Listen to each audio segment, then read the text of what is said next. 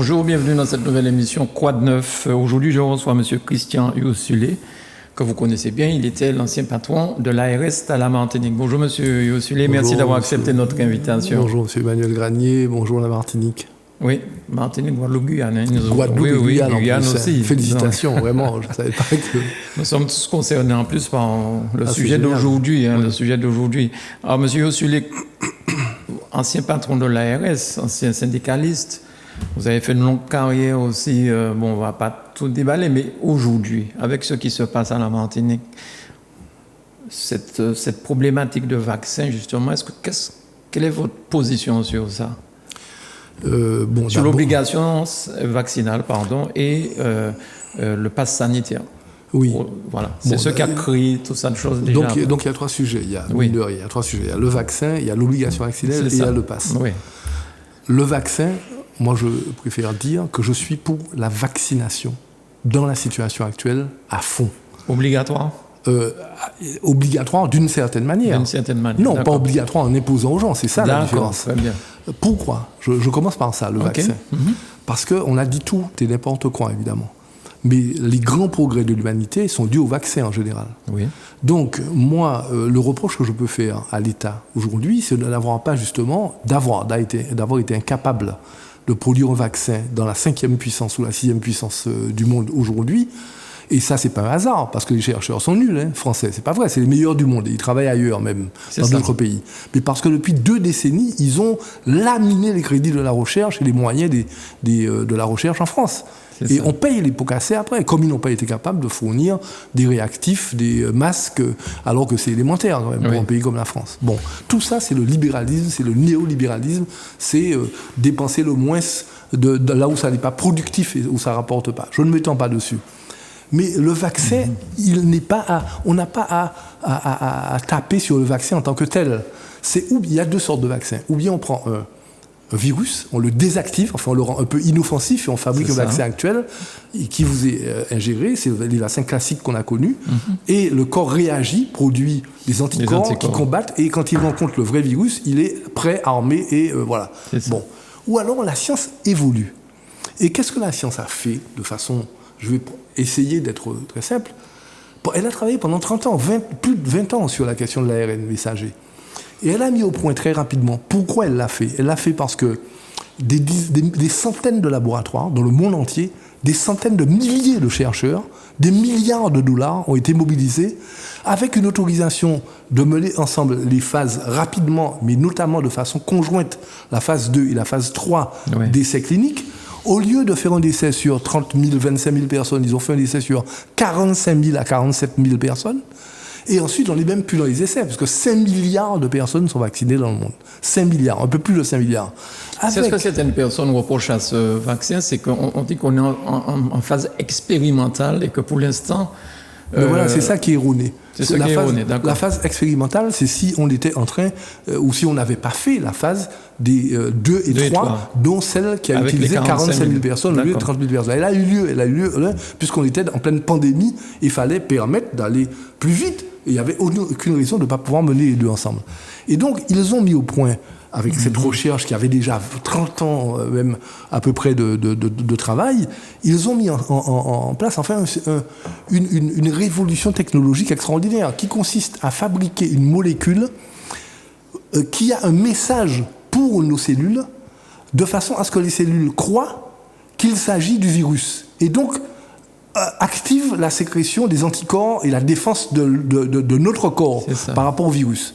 Et pour ne pas abîmer les cellules, cette petite boule de graisse en fait qui a été mise au point, qui s'appelle une nanoparticule, non pas, et c'est là encore une erreur des fake news américaines que nous diffusons sans savoir que ça vient de chez eux, et de l'extrême droite occidentale en Europe et tout, ils ont fait croire que ce sont les nanoparticules métalliques, qui évidemment serait très grave si on les ingérait dans nos cerveaux, dans nos organes, etc. Oui, les gens ont peur que ce soit ça, il s'agit d'une nanoparticule lipidique, c'est-à-dire de graisse, qui a exactement une enveloppe, une petite enveloppe pellicule, qui a la même composition chimique que celle qui entoure nos neurones et nos cellules. Donc quand on vous l'injecte et qu'elle rencontre la cellule, c'est la cousine, c'est la sœur de la cellule. Elle rentre dedans sans problème. Et elle n'est pas un ennemi. Et quand elle est rentrée dedans et qu'elle se dissout avec le message ARN, elle éduque la cellule à combattre le virus. Est-ce que vous comprenez? Oui, je comprends. Et là où c'est révolutionnaire, c'est que non seulement ils ont réussi à faire ça, mais ensuite, ils ont réussi à la programmer pour qu'elle se disparaisse, puisque c'est de la graisse, elle disparaît en 48 heures et en 72 heures. Donc, le matériau disparaît de nos cellules et de notre corps, mais ce qui reste dedans, c'est la mémoire, l'éducation de notre corps à fabriquer rapidement les anticorps pour barrer l'entrée du virus. Et c'est pour ça que, en fait, on est un vacciné et bien moins contaminé. Et donc a bien moins de virus dans le corps et n'atterrit pas à l'hôpital, n'atterrit pas en réanimation et ne décède pas, en tout cas beaucoup moins que quelqu'un qui n'a pas. Alors on dit oui, mais... C'est important ce que vous venez de dire, bien moins, mais ça ne veut pas dire pas du tout. Bien sûr, pas pourquoi. C'est-à-dire que même vacciné, même avec 2 doses, bien sûr, on risque, comme d'ailleurs avec le Premier ministre en ce moment, on risque d'être contaminé et d'être contaminant. Absolument. Et pourquoi? C'est normal, parce que de toute façon, la science, elle n'apporte jamais une réponse, notamment la médecine, à 100%.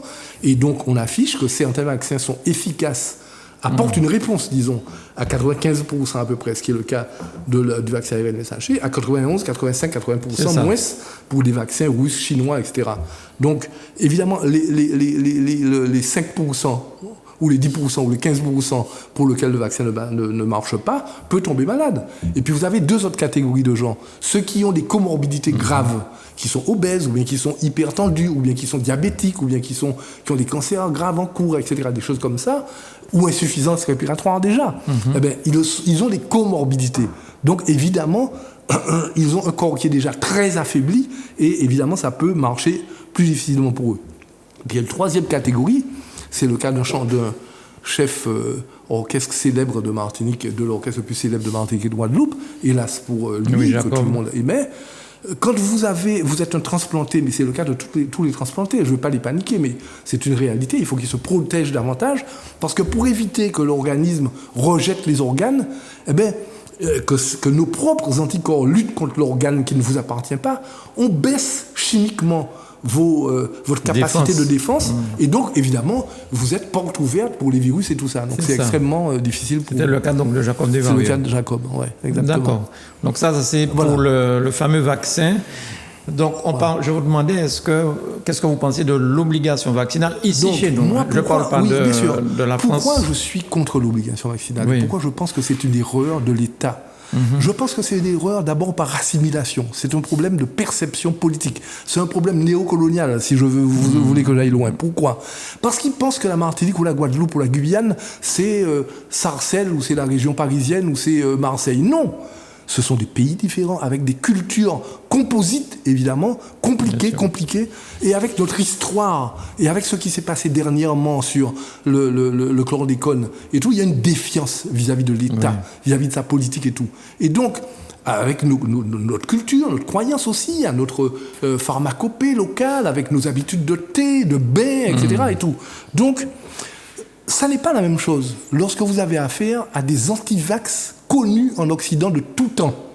D'accord? Où vous avez quelques personnes dans un hôpital qui ne veulent pas se vacciner pour des raisons idéologiques. Voilà. Ça, c'est différent. Chez nous, ce n'est pas pour des raisons idéologiques. C'est ça. C'est pas un ou 2 individus, c'est la majorité de la population. Ni donc, pour des histoires de magie noire et de quimbois. Ni pour des histoires imbéciles dont on a entendu parler de ce genre, méprisant d'ailleurs le vaudou, alors que le vaudou est une religion syncrétique qui est respectable, comme toutes les religions, bien.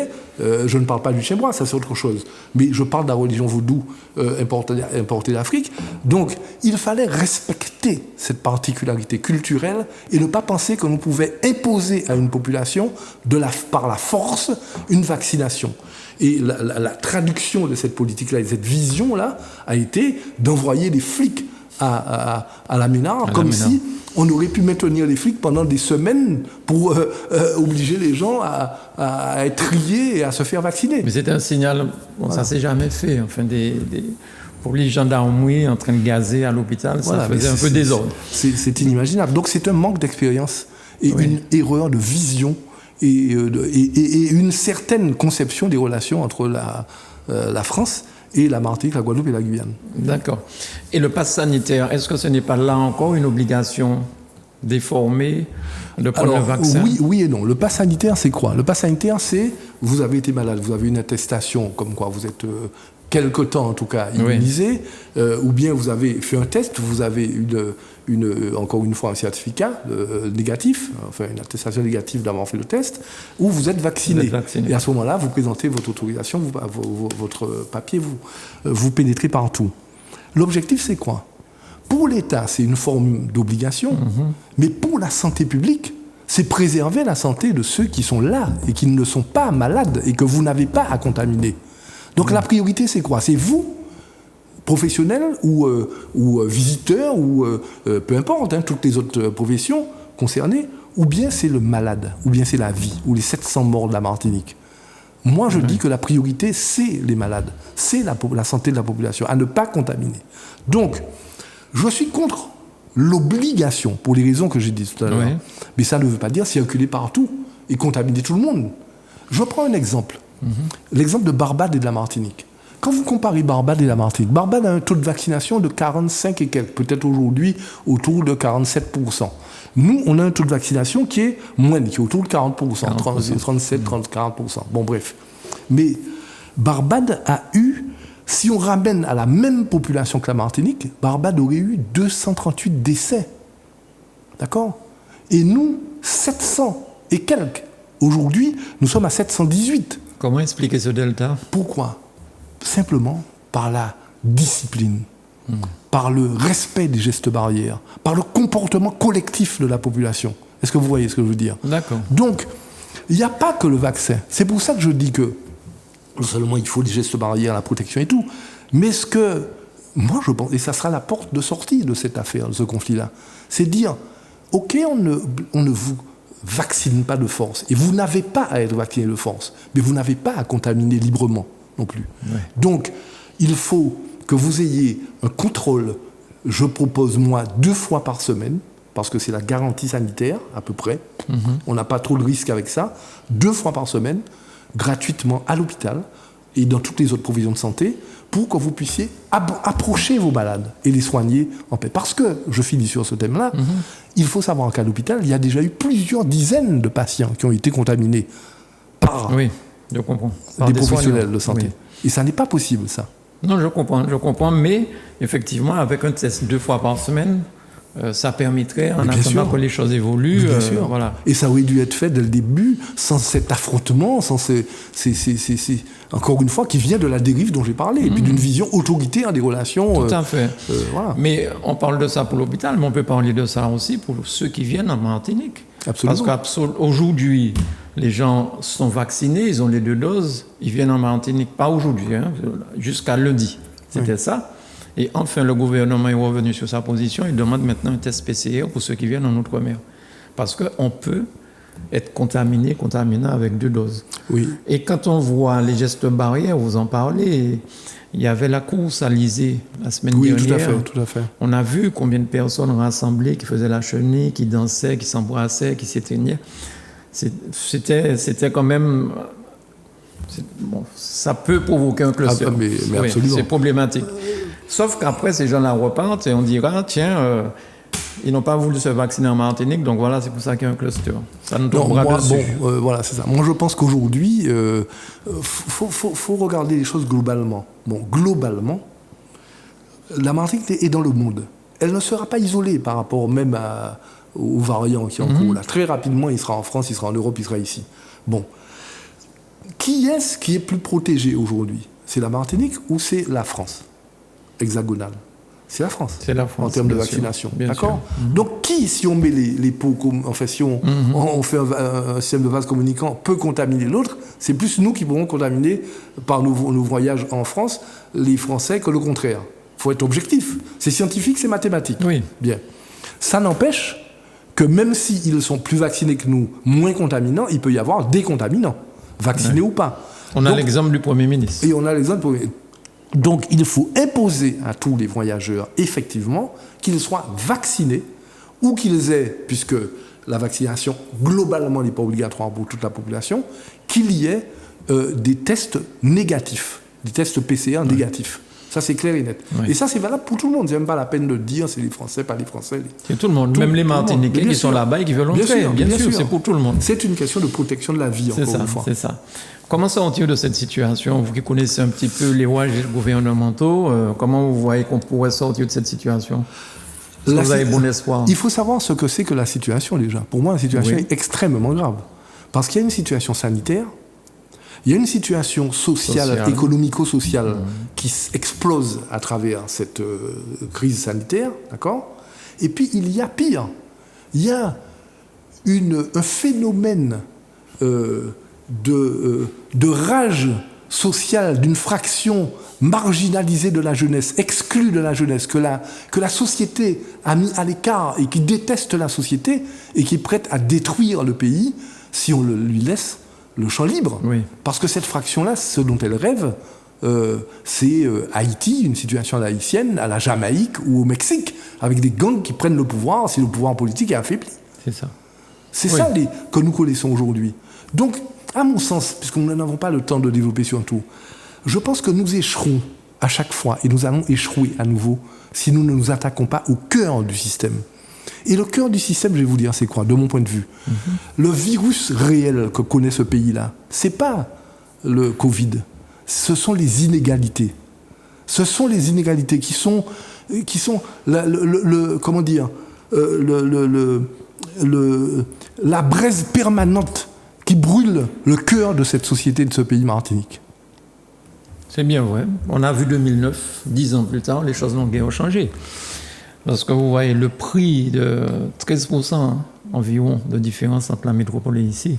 Absolument. Ces inégalités-là, comment les combler? Elles sont terribles, elles sont plus qu'on ne pense, quoi. Lorsque vous avez 96 400 personnes qui vivent avec à peu près, à peine 1 000 euros dans le pays. De pauvreté. Voilà. Lorsque vous avez, je signale que ça représente 30%, 29% et quelques, c'est 14% en France hexagonale. Lorsque vous avez, le chômage des jeunes. Lorsque vous avez 22 000 jeunes, et des jeunes de moins de 30 ans, et des jeunes de 25 à 30 ans, dont 50% sont sans emploi.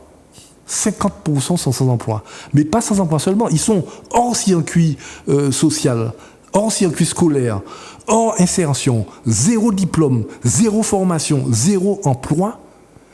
Qu'est-ce que vous voulez qu'ils fassent? Ils ont le choix entre 4 choses. Ou bien l'exil, et c'est terrible pour un pays. Ouais. Parce qu'on vous dit ils partent en métropole. Et ils vont, oui, ben ils ont de la chance. Oui, il faut aller connaître, il faut voyager, il faut connaître. Mais quand un pays élève des enfants du berceau à 16, 20 ans, habillés, mangés, nourris, formés un peu, et puis que ça ne lui rapporte pas ce pays, non pas pour une personne, mais pour des milliers de personnes, ce pays-là, il investit pour les autres, il n'investit pas pour lui. C'est ça. Donc ces jeunes, ils ont le choix entre l'exil, le désœuvrement, tout ce que vous voyez dans les abris de bus qui n'ont rien à faire, ils ne sont pas pour autant délinquants, heureusement. Les jobs, ceux qui trouvent travail, qu'on exploite en fait, ils travaillent, ils ne sont pas déclarés, etc. et tout, mais ils arrivent à manger, à aider leur famille et tout. Et il faut leur offrir une solution à ces jeunes-là. Et puis il y a le trafic, avec les armes, avec la drogue, avec la mafia, avec le danger dont j'ai parlé. Oui. Si on ne s'attaque pas au cœur du problème, c'est-à-dire réformer ce pays au fond du fond. On nous parle de prix cher, de vie chère, etc. Mais vous croyez que c'est avec un panier où on aura bloqué 2-3 prix pendant un temps que ça va régler le problème, comme en 2009? Non. C'est la faute au système qui fait que nous n'avons pas de pouvoir, ou pas assez de pouvoir. Au système qui fait que nous produisons des monocultures, que nous exportons ou que nous importons tout le métropole. Au système qui fait qu'il y a des monopoles que vous connaissez bien et qui maîtrisent tout. Que nous passons par des sociétés de transport qui nous font des tarifs extraordinaires. Que les intermédiaires, le nombre d'intermédiaires se multiplie et que chacun prend sa part de profit sur le dos de la population martiniquaise. Si ça continue, si les uns et les autres ne comprennent pas qu'il faut des réformes structurelles du pays, politiques du pays, institutionnelles du pays, pour avancer, nous irons, non pas d'explosion en explosion comme maintenant, mais nous irons vers la catastrophe véritable que nous serons responsables. Qui est-ce qui peut s'y attaquer? Est-ce le gouvernement? Est-ce aujourd'hui la CTM? Mais est-ce que la CTM peut faire grand-chose si le gouvernement... Parce que quand même, si on compare à la Corse, la continuité territoriale, par exemple, on voit bien que le gouvernement aide la Corse pour que les gens aient des prix à peu près acceptables. Aujourd'hui, vous connaissez les prix de l'aérien. Je ne sais pas si la CTM seule peut s'attaquer et réussir. Est-ce qu'il ne faut pas le gouvernement derrière? Moi, je pense que nous avions un grand frère, j'appelle grand frère, de la Martinique. Pas de Martinique, mais de la Martinique. Pierre Aliquer. Oui. Il disait, les affaires des Martiniquais ne sont, je ne me rappelle pas bien la formule, les Martiniquais ne seront jamais mieux servis, réglés oui. que par les Martiniquais. Je ne nie pas peut-être le travail fait par certains gouvernements, certains ministères, certains ministres et tout. D'ailleurs, j'en connais moi, parce que j'ai été en fréquentation de certains ministères et de certains ministres qui pensaient que finalement, la Martinique était vraiment, oui, la Guadeloupe, c'était des départements comme les autres et qui ne voyaient pas pourquoi il y avait un ministère de l'outre-mer, d'ailleurs. Il fallait l'égalité totale, etc. Ça partait d'une bonne intention républicaine, vous comprenez. Mais ils ne se rendaient même pas compte que c'est le sommet de l'assimilation, en fait. Et du néocolonialisme pour moi. Oui. Donc, moi, je pense que ce n'est pas les autres qui vont penser et faire pour nous. Ils vont réformer un système qui les sert pour nous. Par par générosité. Donc, c'est à nous de poser le vrai problème. Et il faut que la Martinique dépasse ces clivages, ces tendances, au haïssement, aux guerres intestines, et voir que l'essentiel, c'est notre avenir et sauver le pays qui est en train de partir. Faut-il aller vers l'autonomie, par exemple, pour ça? Écoutez, je crois que cet avenir est incontournable. Ça prendra 5 ans, 10 ans, 20 ans, 30 ans, je ne sais pas. Ça dépend de la conscience, de la volonté, de la capacité, encore une fois, de travail collectif et de savoir mettre l'essentiel, trier l'essentiel de l'inessentiel et de mettre tout le monde ensemble. Mais je pense que moi, j'aurais été aux responsabilités. J'aurais provoqué un congrès des élus martiniquais, des parlementaires, des gens, des principaux responsables de la CTM, de l'association des maires, avec des professionnels, bref, on peut imaginer diverses oppositions. La société civile. Pour travailler sérieusement, y compris avec des gens de la société civile qui sont aujourd'hui emprisonnés dans leur caste depuis des siècles et qui font vivre dans le pays une espèce d'apartheid silencieuse. Ces mots sont forts, mais ils sont totalement exacts. Et donc, il faut que nous tous ensemble, parce que nous sommes tous des Martiniquais, nous puissions travailler pour dire ça n'est plus possible. La réforme, elle doit porter politiquement là, institutionnellement là, en termes de droit là, en termes économiques là, et les priorités, c'est ça, et nous allons vers cette direction-là.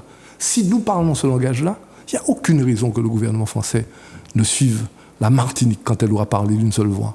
D'autant que le ministre a parlé d'autonomie. Peut-être que on semble croire qu'il a voulu faire diversion, mais peut-être que c'est une brèche ouverte et qu'il fallait peut-être y entrer. Peut-être qu'il a voulu faire diversion, mais il ne savait pas à quel point ça peut se retourner contre lui. Déjà, les Corses ont réagi avant nous. Absolument. Donc, vous savez, les choses, elles n'évoluent jamais dans l'histoire linéairement. Hein. Oui. Un petit pas, un pas. Oui, il faut pédagogiquement faire un pas après l'autre. En tout cas, ne pas sauter. C'est ce que disait. Voilà. Mais l'histoire a parfois des accélérations surprenantes. Oui. Donc, je dis bien, nous ne pouvons plus continuer comme ça. C'est ce que je veux dire. Très bien. Et vous avez une idée de ces barrages, de tout ce qui se passe? Est-ce que momentanément, ça va s'essouffler un petit peu? Je ne suis pas aux manettes. Je suis pas aux manettes. Je vois que l'intersyndical a fait effort de pédagogie. Je pense que c'était très difficile pour cette intersyndicale-là de maîtriser des barrages qu'elle n'avait pas suscités et qui n'étaient pas sous son contrôle. Ils ont fait des efforts de communication. Mais vous savez, moi, je pense qu'on peut qu'on peut négocier, discuter, expliquer les choses, le sens du mouvement à des jeunes sans emploi, de bonne foi. J'en ai vu, moi, sur le barrage, par exemple, de Château-Paille, là, au Vauclin, qui parlait, en certains endroits où je suis allé, même, et où j'ai vu. Lorsque vous êtes cagoulé, armé, que vous crevez des pneus, que vous frappez des gens, que vous agressez des femmes, et que votre idéal n'est pas un idéal du vivre ensemble, mais un idéal de la force brutale et sauvage contre la population elle-même, non, on ne peut pas faire avec vous. Donc, Je crois que c'est difficile pour être syndical. J'espère, je souhaite, je les soutiens, je souhaite de tout cœur que le travail qu'ils ont commencé en commission se fera. Je pense qu'il y a un très grand risque pour le pourrissement. Il faut faire attention parce qu'il me semble en tout cas qu'il faut, encore une fois, ne pas confondre entre ce qui est urgent, ce qui est moins urgent et ce qu'il faut travailler à long terme si on ne veut pas se faire avoir. Donc il faut avoir le sens des réalités pour cela. Je crois qu'il faut très vite recréer les conditions de fonctionnement de l'hôpital parce que la 5e vague va arriver si on reste dans cette situation-là assez vite. Donc il faut respecter l'hôpital, respecter les soignants, que les soignants retournent à leur poste de travail pour aider cette population. Ça, c'est l'urgence. Bien. Il y a d'autres choses que un certain nombre de catégories. Et puis il faut que ce qu'on a dit sur les conditions d'autorisation du travail, au travail par rapport à la vaccination, que ce soit autorisé aussi aux autres professionnels de santé, à tous les autres professionnels de santé, aux pompiers, etc., pour que ces gens puissent aller travailler sans aujourd'hui être vaccinés et sans qu'on leur supprime leur emploi, leur paye, enfin, un scandale inouï, quoi. Alors, je ne veux même pas continuer à parler ici. Et puis ça, c'est ce qui a à court terme. Après, il y a les revendications qui peuvent être satisfaites, qui sont spécifiques par branche pour les camionneurs, pour un certain nombre de choses que je n'ai pas l'entièreté de leurs préoccupations. Et puis il y a encore une fois, à long terme, il faut entamer ce chantier-là en discutant avec les élus et avec l'État, les problèmes de fond et d'inégalité de la Martinique, et notamment le problème des jeunes, le problème de l'emploi, le problème de l'avenir institutionnel du pays. Seriez-vous disposé à participer à ce toujours chamboulement, je vais dire? Je n'ai fait que de la politique dans l'intérêt de la Martinique quand j'étais dans mon travail syndical d'éducation des salariés, de la population, quand j'étais aux manettes pour faire ce qu'il me semblait n'avait pas été fait des années durant à la tête de la DSS et de l'ARS en matière de prévention, de veille et sécurité sanitaire, de sauvetage des hôpitaux, etc. Je n'ai fait que dans l'intérêt de la Martinique et de la population. Et donc, aujourd'hui, moi, je n'ai rien demandé, on ne m'a rien demandé non plus. On ne m'a rien demandé, je n'ai rien demandé. Je travaille, j'étudie. Si on me sollicite pour apporter un coup de main sur un sujet à un moment donné, je vais le faire. Je ne vais pas tourner mon dos. Mais voilà, c'est tout. Je suis disponible. Je suis un militant intellectuel, révolutionnaire, martiniquais, mais responsable. Merci beaucoup, monsieur Ossulet. Cet entretien était vraiment très, très bien. Merci beaucoup. Je pense que beaucoup de personnes vont probablement vous contacter parce que vous êtes disponible pour le bien de la Martinique. On va retenir ça. Merci à Manuela pour la réalisation. Merci à vous, chez vous, de nous avoir suivis. Merci, monsieur Ossulet. À bientôt. OK. Ça correspond à tes...